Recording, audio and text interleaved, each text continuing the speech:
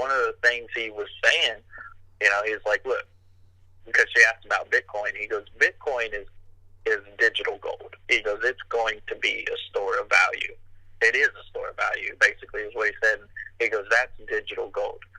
And he goes, and Bitcoin has its forks, And he was saying, and theoretically, or not theoretically, he said, in reality, somebody could fork XRP, but that's not going to affect the price or anything of XRP if somebody forks it, But he said what's going to drive price in the digital asset market is utility. And that is so true because because that's right. Volume is what drives price. What drives volume is utility. Like the more that's moving around, the more money that's being put into it. That has to drive the price. So it's gonna be fun, man. Because XRP, they're in game because the amount of money that they need to move on a daily basis eventually is $21 trillion on a daily basis, and the amount of XRP is only 100 billion. That means one XRP has to be worth $10,000 to be able to move 21 trillion, and probably more than that because the financial institutions are not going to own all 100 billion. The financial institutions are going to have, we know at least 50 billion XRP will be involved in the financial institutions because all the 50 billion that's in escrow, which they have like less than that now, I think it's 41 billion or something left in escrow. All of it that's in escrow is already assigned to different financial institutions. And they're selling it to them at like, right now the price is 25 cents. They're selling it to them for like 21, 22, 23 cents. They're selling it at a premium. And so the price just doesn't move? Well, it's not calculated because it's over the counter, so it's not through an exchange. So that volume is not even being attributed to the price. And that's why the price isn't moving, because the only thing that's affecting price right now is retail investors like you and me, speculators like you and me. That's why the price isn't moving, because the volume's not there. Although the volume is going crazy now because on what, Ripple? The past few days the volume's been pretty high because of on Ripple though, right? Not Bitcoin. Yeah. Okay. On XRP. Yeah. Because of the way MoneyGram is using it, and that the financial institutions that are using RippleNet and that are moving XRP along the ledger, the volume the volume is actually higher than any other crypto right now. That's pretty impressive, So we just got to wait till basically when BAC launches and the official numbers from SBI are released, because SBI holds the key to the next price jump.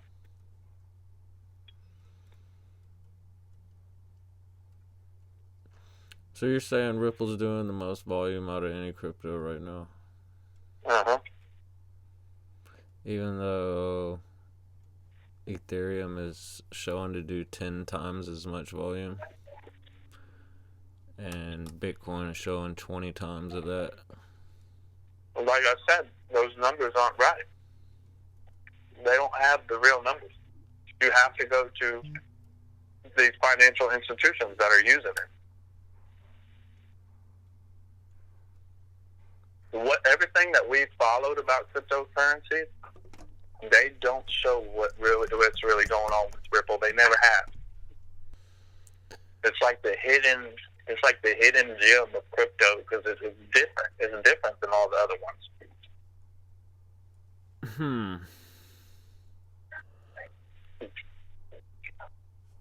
Alright, so I gotta find I gotta find that tweet that showed it. It was like 2 days ago or something. I saw it. It was talking about it. But if you have 5,000, you're in a group of like 300,000 people. Only 300,000 people in the entire world have 5,000 XRP, and only 150,000 people have. That's hard to 10,000. believe. I know, right? It's really hard to believe that it's only that few, but it's less than 1 million people. It's like less than 1 million people are actually invested in cryptocurrency as far as retail investors go, like us. It's right around 1 million people. I mean, it's picking up every day. I can't remember what the number I saw was. Like Coinbase, I can't remember how many new accounts are being made every day, but it's quite a lot. And the main investors now, which it was people who were ages 45 and above, but it has changed now. The main investors are millennials. And millennials are the biggest population base in America. So it's coming in, and it's coming in fast. And the places we've relied on to get our numbers, they're not keeping up. They're not keeping the right numbers. And that's Coin Market Cap and Coin Paprika, you're not even going to be using those once BAC launches. This BAC will have all the correct numbers, and everybody's going to be dogging Coin Market Cap and Coin Paprika. They're going to be like, what the fuck? You seem to know a lot about the future, man. I have a crystal ball. No. I don't know, just all the stuff I've seen and studied, man. It's like you can see it, what it's going to do.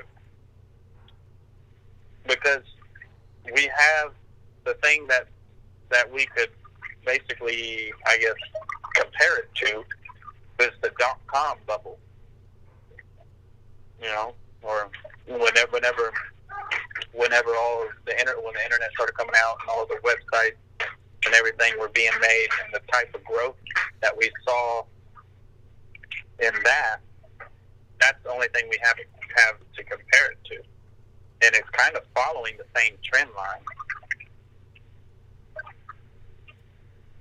I mean, we're like in 1994.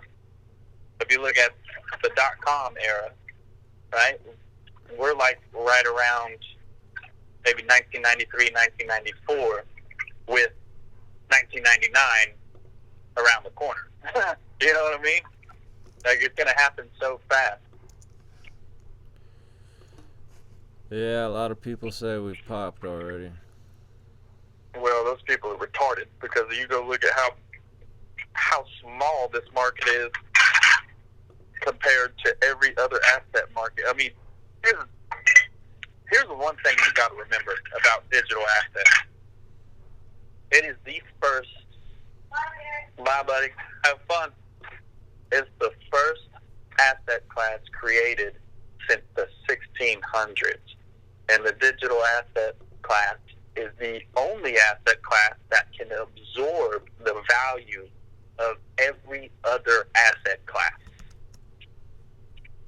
You know, we currently have the Internet of Information, and in the last 2 years, 90% of all data, however you want to say it, in the last 2 years, 90% of all data was created in the history of the world.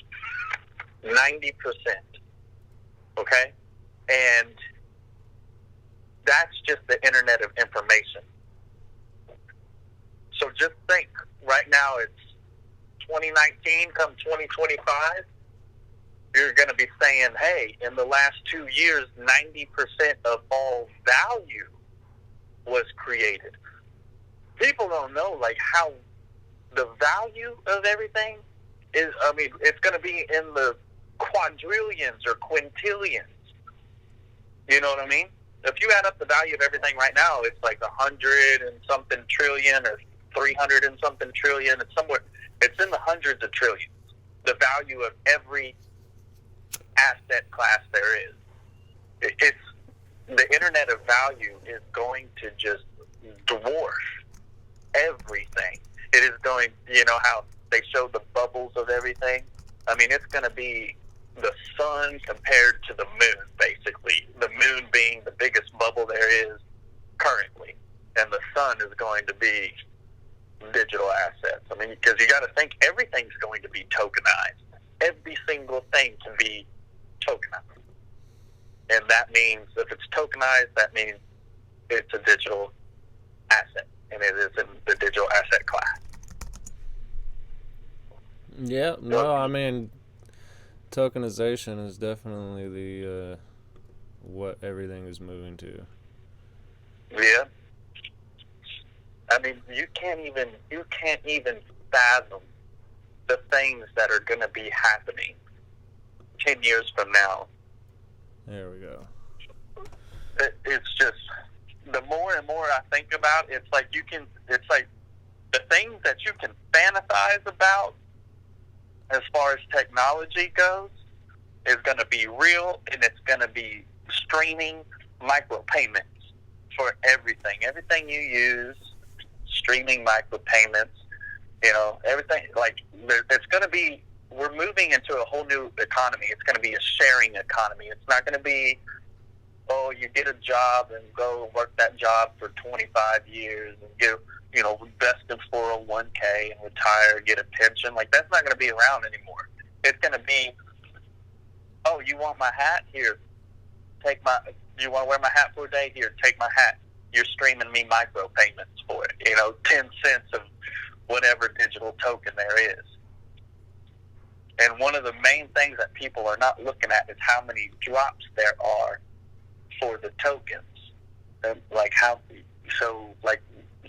the drops being, like with XRP, there's 8 drops, right? So one XRP can fall into 8, I guess, like decimal points, I guess would be the easiest way to explain it. So what is that last drop going to be worth? If it's 8 drops, what is one full XRP going to be worth? Because if it can go down to 8 drops and XRP is at 25 cents, you know, you go to a 10th, a 100th, a 1,000th, a 10,000th, a 100,000th, and a millionth. Who wants a millionth of 25 cents? That millionth of an XRP has got to be worth a valuable amount. Yeah. So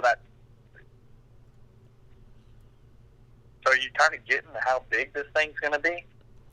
No, I get it. I know how small we are right now. For I know, sure, man. Compared to the rest of the market, it's not okay. Dude, we need to mark this date down, because 10 years from now, we're going to be sitting there looking at each other saying, damn, I wish I could buy a 25-cent XRP or a $10,000 Bitcoin. You know? If people are going to look at us and be like, y'all knew about that shit when it was that cheap? I hope so, man. So in the U.S., there's only there's 17.7 million millionaires. In the U.S.? Yeah. That's crazy. In the whole world, I think it's 37 million or 31 million millionaires. 31 million people with more than $1 million. And there's over 37 million living in poverty. Well, that's going to change fast, because that's another thing that the digital asset class can do, is it can lift everybody out of poverty. And one thing we'll be able to do, you will be able to, like the whole thing with banks, right? Nobody likes banks. Well, the thing about banks is they're needed right now to bridge the change that's coming, the economic change. They're needed to facilitate that. But eventually, eventually you and I are going to be the banks. People who hold the crypto, we're going to get to collateralize it and loan it out to people, and they're going to be able to make micropayments to us. It detaches all the strings and all the red tape. You know, like right now when you go get a loan, you have to show, but it's stupid to get a loan because you have to show that you can afford that loan, right? So it's like, well, why the fuck am I getting a loan if I can afford the loan? Oh, just because I just want the money faster, right? Well, in the future, the way digital assets are going to change the future, you're not going to have to do that. You're not going to have to show that you can afford those loans because it's going to be streaming micropayments. It's like, who can't afford it? All I got to do is go rent out something that I own or go do a little bit of work here and there and just share a drop of my currency to somebody, and make these little streaming payments. Imagine leaving your house for a week and you come back, you turn on the lights. As soon as you turn on the lights, then you're paying, right? The whole time you're gone, nothing's on in your house. You're not having to pay anything on your house. You've stepped out of your house. You're gone for a week. You don't need to pay mortgage on your house because you're not there. You're not utilizing it. Like, everything is going to be paid as it's utilized. You're not paying insurance on a monthly basis on your car. You're only paying insurance while you're driving it on the road. And it's such a small amount, small streaming payments, that you're not even going to realize you're paying it.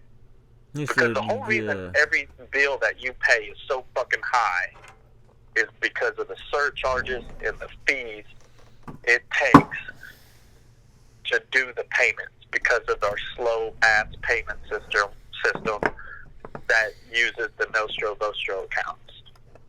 So, hold on. Let me take a step back real quick. Okay. So, if anyone can get a loan without having to prove anything, why would anyone need a loan? I don't know. They might not. Like, everyone it sounds, from what you're saying, it sounds like everyone's going to be rich and money's not going to be an issue anymore. I don't know that everyone's going to be rich, but I do believe that everyone's going to be lifted out of poverty because so many more people will be rich, and since we'll be turning to becoming a sharing economy, people are going to help others out of poverty. Because, I mean, the concentration of wealth, like you said, there's 17 million millionaires in America, but there's, over 320 million people. The concentration of wealth is so small, and those people don't actually go and help homeless people, right? They don't go and donate the money. But when you have, when you have 150 million millionaires, things are going to be different. People are going to be lifted out of poverty and everything. And I truly think that, I really do think that people are going to be set up with these accounts in certain places, certain areas. They're going to be set up with these accounts with some crypto already in it, and then they're going to start everybody off with like a certain amount of money, and it's basically going to be like, okay, this is what you have to go. Pay off all the bills you have, or whatever. Start with what you got left over, or do whatever with it. But because right now, I mean, they could do that right now. They could just, because it's worthless right now, right? And the only worth is what we're going to give to it, right? What people believe it to be is what it's going to be worth. So they could just, that may be what is going on with these financial institutions that are having the XRP pre-allocated to them. That could be what's going on, because if you look at a lot of the institutions where they're doing this, Like, they've been giving a lot to a bunch of banks in Africa, right? And Africa's got over 2 billion people who are unbanked. And so once you start banking them and they're able to participate in a sharing global economy, the value of everything is just going to skyrocket, right? Meaning not like the price of things, the value of things, right? Like, instead of having a multi-hundred trillion dollar economy, it's going to be a multi-quadrillion dollar economy. It's going to grow so fast because you actually have 2.5 billion more people participating in it. I don't know, man. It's going to be fun, but I just, we can't really foresee all that's going to happen, but yeah, man, it's going to be incredible. I can't wait, because, like, we're going to be looking back 10 years from now and just being like, holy crap, I never thought that the world would change this much. You got to also look at a lot of the leaders that are getting elected in the Western governments around the world, all the Western civilizations around the world. A lot of these people that are getting elected are people who want to make their citizens rich. You know, they want their citizens to be able to participate in the economy. They want strong economies. And, and then also right now you see that a lot of these countries are just, their currency is going to shit, right? And they're doing this negative interest rates because fractional reserve banking does not work. We've had it for 100 years, and it's not working for, the middle to lower class. It only works for the wealthy. And even then, for the wealthy people, people say, oh, the rich get richer. Well, yeah, they're getting more money, but their money is less in value, because what's happening is they're printing more money, so that lowers the value, and then those people are able to acquire the newly printed money through their stock market investments that they have and their businesses that they own. And they're hoarding it, because they know, those smart people that are real wealthy, they know that the value of it's dropping, so that's why they're hoarding it and not trying to help others with it as much. But once the whole value system changes, then the amount of people who are wealthy is gonna skyrocket, and that's gonna be fun. Then the price of everything in the economy is going to skyrocket if everyone's getting rich. I don't think so, man. I think the prices are going to be cheaper. I honestly think, because you know why? No, I don't. Because all the manufacturing is moving to automation. So now you don't have to pay people. You don't have to pay benefits. You don't have to pay robots. And robots can work 24/7. So robots are the output's going to be greater. The input's going to be lower. So if that's the case, right, because that's what's going to happen with the sharing economy. Because we're moving to automation, you don't need, people are not going to have to actually be doing a whole lot of manual labor. There are going to be jobs out there still that require certain amounts of manual labor, but as far as manufacturing goes, which manufacturing is what creates all these goods that we get, right? There will be service jobs, but creating products and stuff is all going to be automated. And the people that own those companies, they don't have overhead in the sense that they have to pay that with payroll, right? They may have a couple people that they have, but the amount of people that they're actually paying is going to be a fraction of what they used to pay. So because of that, all the goods are going to be cheaper. And the only only way you can usher in a fully automated economy is by changing the value system. You have to have a value system that matches that. And what we have right now doesn't work. Fractional reserve banking will not work with that. That's a lot, man.